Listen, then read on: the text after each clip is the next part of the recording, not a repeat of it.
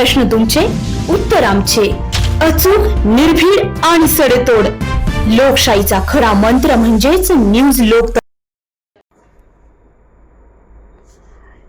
येवला भारम रस्त्यावर डोंगरगाव नजीक मुरुम वाहतूक करणाऱ्या डंपर गाडीने मोटारसायकल चालकाला चिरडल्याने दीपक बाजीराव फरताळे, वय अंदाजे 30 वर्ष, राहणार फरताळवाडी, नगरसूल या युवकाचा जागीच मृत्यू झाल्याची दुर्दैवी घटना घडली आहे.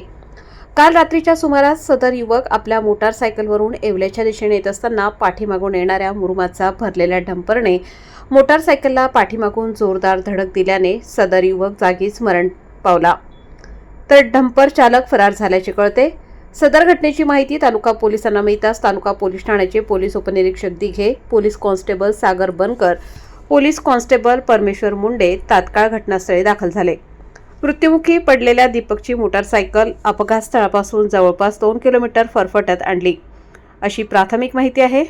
डंपरद्वारे गेल्या काही दिवसांपासून शासनाचा महसूल बुडवून चोरट्या मार्गाने मुरुमाची विक्री केली जात असल्याची चर्चा जनतेतून होताना दिसते.